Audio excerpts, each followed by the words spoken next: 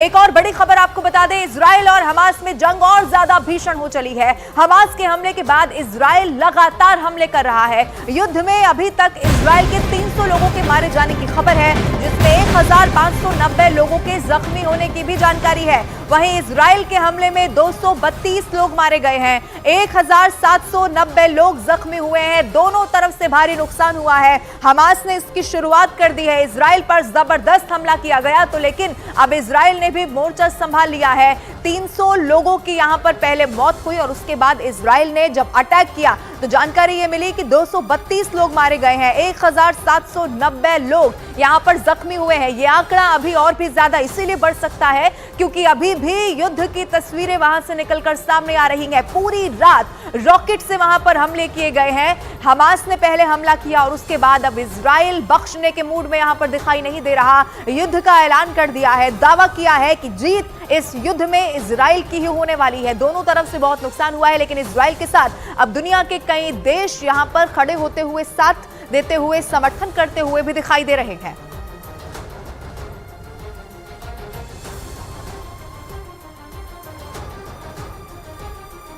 Hamas ने 7000 rocket एक साथ दागे तो आयरन डोम भी फेल हो गया। आखिर वो कितने रॉकेट रोक सकता था? लिहाजा इजराइल में हुए रॉकेट धमाकों ने बहुत नुकसान पहुंचाया है। इजराइल पर जैसे ही हमलों की खबरें नेतन्याहू के दफ्तर पहुंची, उन्हें समझ आ गया कि बहुत बड़ा कांड हो चुका है। 7000 रॉकेट एक साथ मारे गए तो आयरन डोम भी फेल हो गया। आखिर वो कितने रॉकेट रोक सकता है? लिहाजा इजराइल में हुए रॉकेट धमाकों ने बहुत नुकसान पहुंचाया है। इजराइल पर जैसे ही हमलों की खबरें नेतन्याहू के दफ्तर पहुंची, उन्हें समझ में आ गया कि बहुत बड़ा कांड हो चुका है। इन धमाकों ने इजराइल को 440 वोल्ट का करंट लगा दिया है। ये नेतन्याहू के लिए भी बहुत बड़ा झटका है। लेकिन सवाल है कि अब नेतन्याहू इन हमलों का जवाब कैसे देंगे? לשלם מחיר שהוא לא ידע כמותו. אני קורא בינתיים לכל אזרחי ישראל להישמע בקפדנות להנחיות הצבא, להנחיות פיקוד העורף. אנחנו במלחמה ואנחנו ננצח בה. हमास ने इजराइल के कई सैनिकों को मार डाला है तो कई को बंधक भी बनाकर गाजा की तरफ ले गए हैं ताकि आगे चलकर इजराइल से कोई डील की जा सके। लेकिन इजराइल के लिए सबसे शर्म वाली बात यह है कि उसके बहुत से बड़े हथियार इस हमले को नहीं झेल पाए हैं। इसमें ये मरकावा टैंक भी है जो हमास के हमले में ढेर हो गया और फिर फिलिस्तीन के लोग उस पर चढ़ गए। ये इजराइल का ही नहीं, पूरी दुनिया में सबसे खतरनाक टैंक माना जाता रहा है, लेकिन हमास के एक हमले में ढेर हो गया। इजराइल का मरकावा दुनिया के सबसे सीक्रेट टैंक के रूप में पहचाना जाता है, जिस टैंक के खिलाफ अचूक माने जाने वाली मिसाइल भी नाकाम हो जाती है।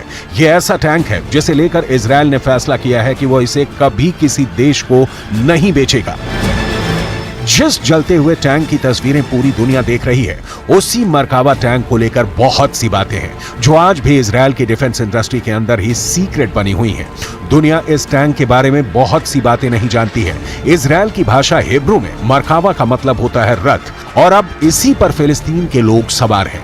इजराइल की थल सेना का ये सबसे खतरनाक हथियार हमेशा इजराइल को बड़ी कामयाबी दिलाता आया है, लेकिन इस बार ये फेल हो गया। इजराइल ने अरब देशों के साथ 1967 में हुए युद्ध के बाद इसे बनाना शुरू किया। 1973 के युद्ध के बाद इसके डिजाइन में और बदलाव किए गए। 1970 के दशक में बना मरकावा 80 के दशक से ही इजराइल का मेन बैटल टैंक बना हुआ है। ये 65 टन का टैंक है। इसकी गन 120 मिलीमीटर की है। इससे एंटी टैंक मिसाइल भी फायर की जा सकती है। 1500 हॉर्स पावर वाले इंजन से ये 65 किलोमीटर प्रति घंटे की रफ्तार तक दौड़ सकता है। लेकिन जब हमास ने हमला किया तो ये टैंक जहां था वहीं खड़ा रह गया। दूसरे टैंकों की तरह इस टैंक का इंजन पीछे नहीं, आगे होता है ताकि दुश्मन के हमले के वक्त इस टैंक में बैठे सैनिक सुरक्षित रहें। लेकिन हमास के हमले के बाद इस टैंक से इजरायली सैनिकों को मुर्दा हालत में बाहर निकाला गया। वो तस्वीरें आपको विचलित कर सकती हैं, इसलिए उसे शामिल नहीं किया गया है। ये एक इन्फेंट्री फाइटिंग व्हीकल के तौर पर भी काम करता है, लेकिन इस टैंक को बचाने वाला बड़ा सिस्टम आयरन डोम की तरह ही नाकाम साबित हुआ। इजराइल के इस टैंक में अमेरिका के एब्रम्स टैंक वाली कई तकनीक जोड़ी गई है ताकि ये दुश्मन के अटैक से बच सके। ट्रॉफी एपीएस यानी एक्टिव प्रोटेक्शन सिस्टम मिलने के बाद इसकी डिफेंसिव पावर कई गुना बढ़ गई है। ये इसे एंटी टैंक गाइडेड मिसाइल से बचाता है। ये टेक्नोलॉजी अब आधुनिक टैंकों के लिए बहुत जरूरी बन चुकी है। इसी टैंक के जरिए इजरायल अपने 4 बड़े दुश्मनों को रौंदने की ताकत रखता है और उसके लिए हमेशा तैयार भी रहता है। इजरायल का पहला दुश्मन है फिलिस्तीन और उसके लड़ाके ग्रुप जैसे हमास, दूसरा है लेबनान और हिजबुल्लाह मिलिशिया, तीसरा है सीरिया और चौथा है ईरान, जिसे इजरायल अपने लिए सबसे बड़ा खतरा मानता है। ईरान भी खुद इजरायल को भी अपना सबसे बड़ा दुश्मन मानता है। जब से इजरायल 1948 में कायम हुआ है, तब से अरब मुल्कों के साथ उसकी दुश्मनी का लंबा इतिहास रहा है, लेकिन पिछले कुछ वर्षों में इनके रिश्ते सुधरने शुरू हुए। बहुत से अरब देशों और इजरायल के बीच राजनयिक रिश्ते कायम हुए हैं। इसे अब्राहम अकॉर्ड का नाम दिया गया और अरब देशों के बीच इजरायल की इमेज बिल्डिंग को एक नया लॉन्च पैड मिल गया। इसे पश्चिम एशिया में शांति करने का नया फॉर्मूला बताया गया। अब्राहम अकॉर्ड को उसके अंजाम तक पहुंचाने वाला अमेरिका, इजरायल और सऊदी अरब की सुलह कराने में भी जुट गया। लेकिन हमास के हमले के बाद जो माहौल बना है, यूएई यानी संयुक्त अरब अमीरात, सूडान, मोरक्को और बहरीन अब इजरायल के साथ अपने रिश्तों की शुरुआत कर चुके हैं। फिर ऐसा लगने लगा कि पश्चिम एशिया में अरब मुल्कों के बीच सबसे बड़े खिलाड़ी सऊदी अरब के रिश्ते भी इजरायल से सामान्य हो सकते हैं। लेकिन अब फिलिस्तीन को लेकर इजरायल और सऊदी अरब में दूरी फिर से बढ़ सकती है। हमास के हमले से पहले इजरायल अपने लिए बहुत सुकून महसूस कर रहा था। उसे लगा कि अब अरब मुल्कों से दोस्ती होगी तो उसकी राह आसान हो जाएगी। इससे पहले सऊदी अरब ने जॉर्डन में अपने राजदूत को फिलिस्तीन का अनिवासी राजदूत करार दिया था। राजदूत को यरूशलेम में काउंसल जनरल के तौर पर भी काम करने की जिम्मेदारी दी गई। लगा कि इजरायल के साथ रिश्तों को सामान्य करने की जो कोशिश पहले हुई है, उसमें सऊदी अरब ने एक नया पेंच फंसा दिया है, क्योंकि ये भी कहा गया कि यरूशलेम राजदूत के लिए राजनयिक बेस भी होगा। सऊदी अरब को मालूम था कि इजरायल की तरफ से इसका विरोध होगा और ऐसा हुआ भी। इजरायल ने फिलिस्तीन अथॉरिटी में सऊदी अरब के राजदूत के लिए यरूशलेम को राजनयिक बेस बनाने के विचार को खारिज कर दिया। इजरायल ने कहा कि सऊदी अरब के नए राजदूत फिलिस्तीन अथॉरिटी के साथ मुलाकात कर सकते हैं, लेकिन उन्हें यहां स्थायी तौर पर रहने नहीं दिया जाएगा। सऊदी अरब अब इजरायल को लेकर नरमी दिखाने से बचेगा, यानी इजरायल और सऊदी अरब के बीच राजनयिक रिश्ते फिलहाल फिलिस्तीन का मुद्दा सुलझने तक कायम नहीं होंगे। ये बात सऊदी अरब के क्राउन प्रिंस मोहम्मद बिन सलमान भी कहते आए हैं। हमास ने इजरायल के अब्राहम अकॉर्ड में एक तरह से पलीता लगा दिया है। हमास के हमले इतने ज्यादा हुए कि इजरायल में 21 लोकेशन अचानक एक्टिव हो गई। हर लोकेशन पर हमास की हमलावर टुकड़ी मौजूद थी, लेकिन उनको ट्रैक करने में इजरायल को कई घंटों का वक्त लग गया। כמו שאתם מבינים, אנחנו נמצאים כרגע במצב מלחמה. אין פה שום הסבר אחר. התקפה רבתית באזור רצועת עזה ויישובי הדרום. יש לנו כרגע 21 מוקדים פעילים באזור הדרום. इसमें कोई शक नहीं कि इजरायल इस हमले का बहुत बेदर्दी से बदला लेगा और वो हमास और उनके कमांडर्स को छोड़ेगा नहीं। अगले 24 घंटे बहुत अहम रहने वाले हैं। इस युद्ध को रोकने की कोशिश भी शुरू हो गई है, इसमें कोई शक नहीं। लेकिन इस बार हमास ने जिस डिग्री का हमला किया है, उसने इजरायल को हिला कर रख दिया है और उसके पास भी पूरी तरह बदला लेने के अलावा कोई रास्ता नहीं बचा है।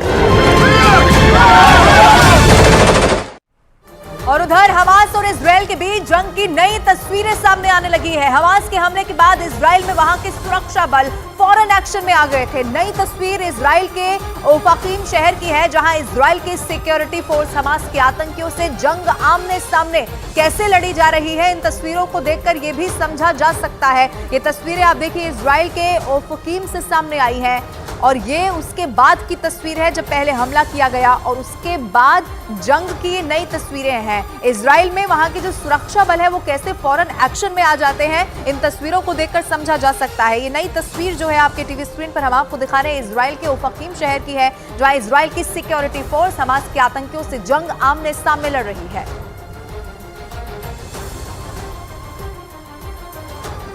इजरायल पर फिलिस्तीनी चरमपंथी गुट हमास की ओर से रॉकेट से किए गए हमले में 300 से ज्यादा लोगों की मौत हो गई। हमास ने तेल अवीव और उसके पास के शहरों में यह हमला किया। अब आपको मैप के जरिए समझाते हैं कि आखिर ये अटैक कहां किया गया। हमास की तरफ से यह अटैक शनिवार को हुआ।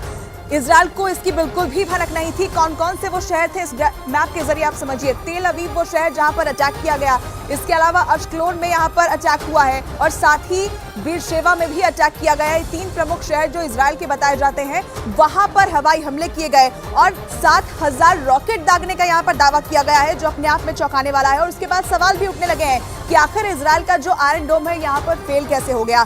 जो इजराइल की खुफिया एजेंसी है वो कैसे फेल हो गई, क्योंकि 7000 रॉकेट दागकर इन 3 शहरों को निशाना बनाया गया, जिसमें 300 लोगों के मारे जाने की जानकारी सामने आई। इसके अलावा सैकड़ों लोग घायल बताए गए। लेकिन ये 3 प्रमुख शहर तेल अवीव, अश्कलोन और बीरशेवा, यहाँ पर इन 3 जगहों पर अटैक किया गया।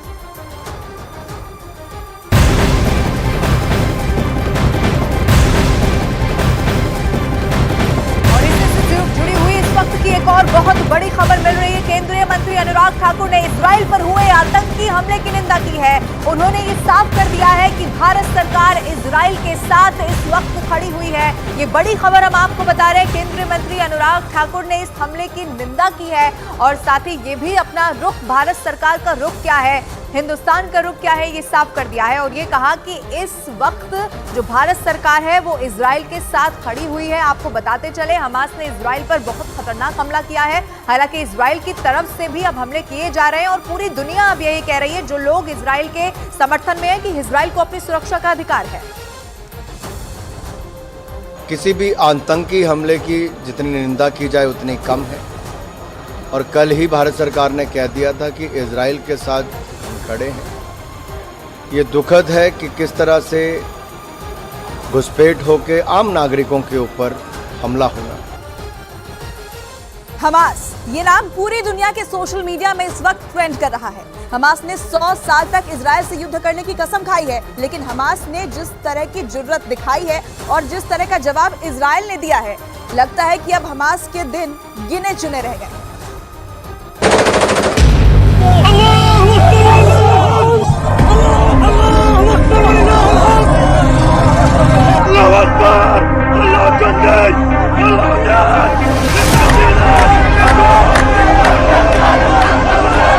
पूरी दुनिया में इस वक्त सिर्फ एक ही नाम की चर्चा है, हमास।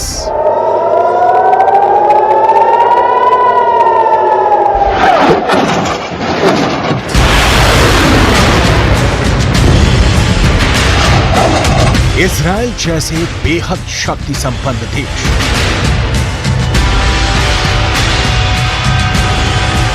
जिसकी सीमाओं पर परिंदा भी पर नहीं मार सकता है और जिसके आकाश को आयरन डोम के कवच से सुरक्षित माना जाता है,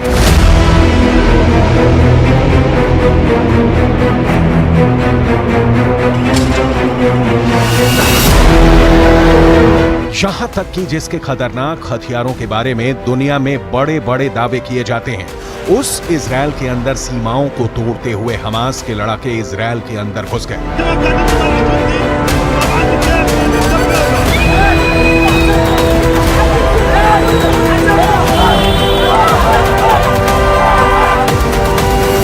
हमास का यह हमला बेहद सफल साबित हुआ। इजराइल पर 7,000 से ज्यादा रॉकेट हमले कर दिए गए। हमास के आतंकी इजराइल के कई नागरिकों को कैद कर गाजा भाग गए।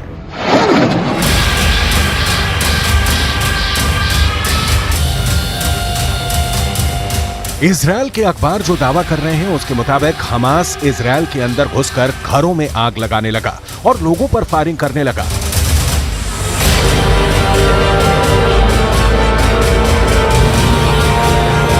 इतना बड़ा हमला कि चंद घंटे बाद इजराइल के प्रधानमंत्री का बयान आ गया, इजराइल के रक्षा मंत्री का बयान भी आ गया और इजराइल की आर्मी ने ऑपरेशन आयरन स्वॉर्ड शुरू कर दिया, जिसके बाद हमास के ठिकानों पर बमबारी शुरू हो गई।